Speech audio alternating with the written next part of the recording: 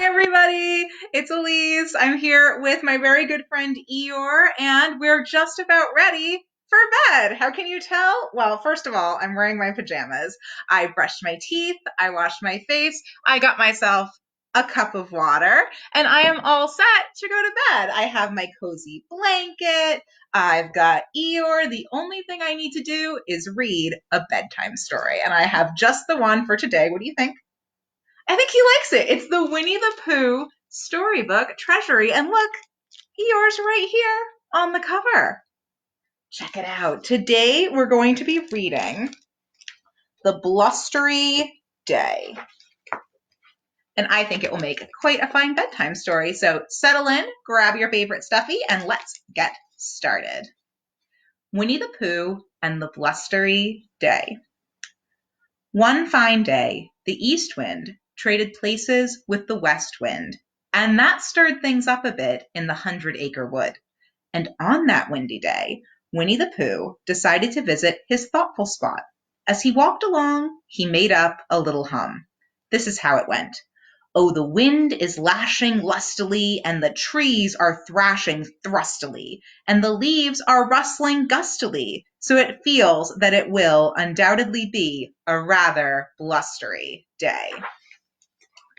As soon as Pooh reached his thoughtful spot, he sat right down and tried to think of something. Think, think, think, think, Pooh mumbled to himself. But nothing came to mind.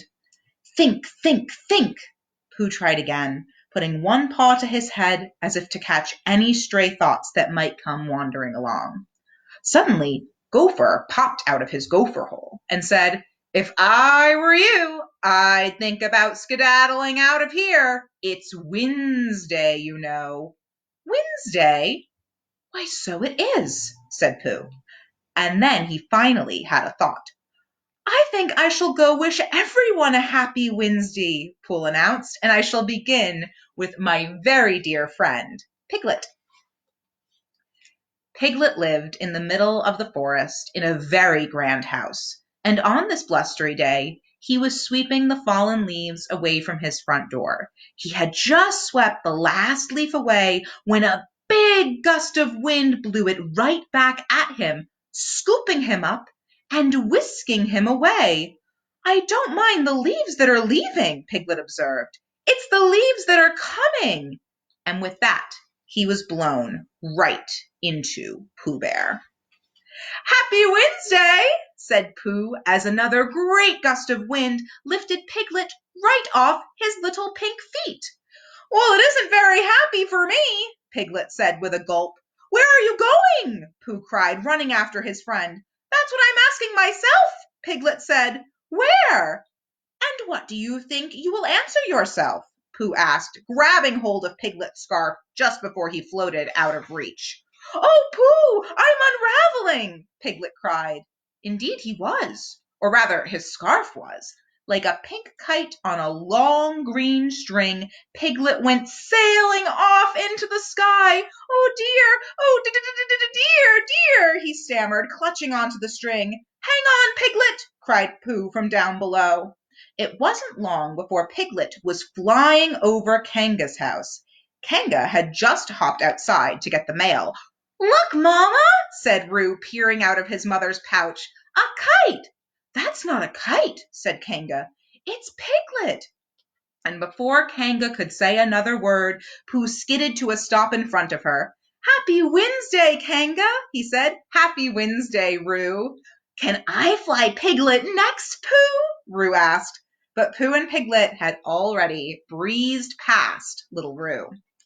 "Oh dear, oh dear, oh dear, oh dear, oh dear," cried Piglet as he swooped right and left in the gusty air.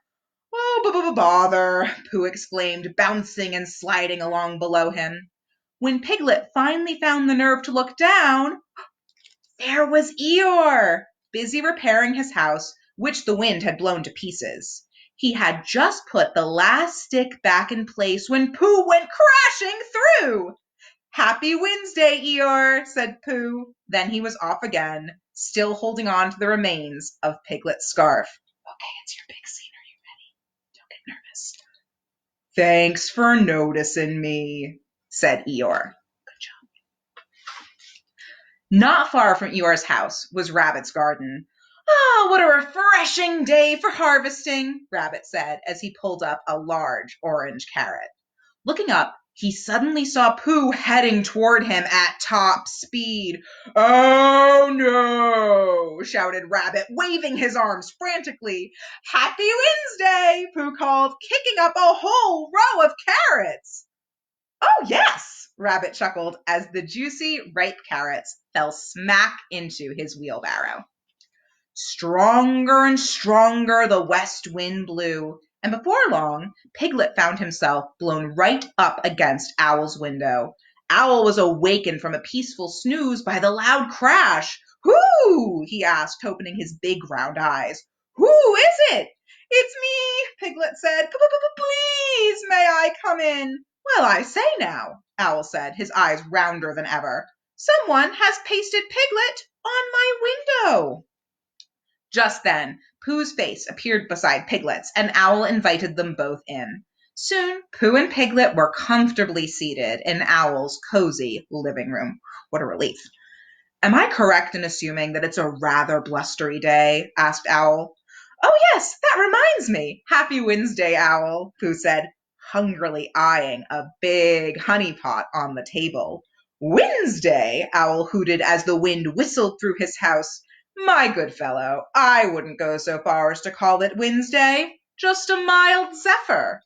"Excuse me, Owl, but is there any honey in that pot?" Pooh shouted over the howling wind. "Oh, yes, of course," Owl said. "Help yourself."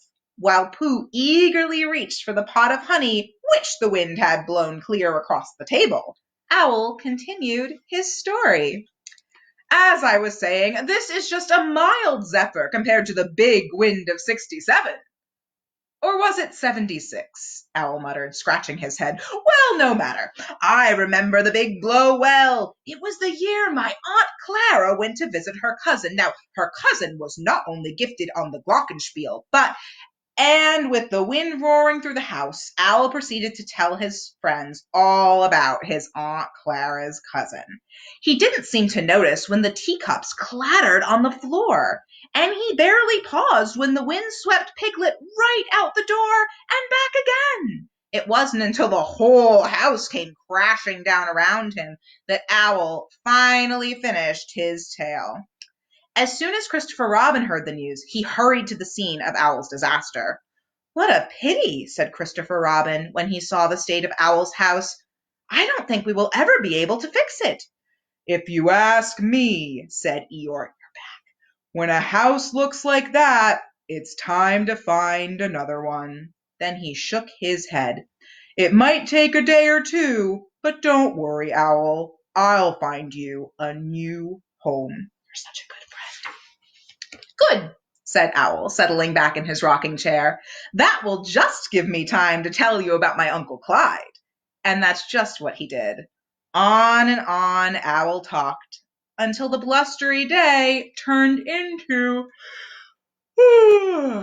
a blustery night.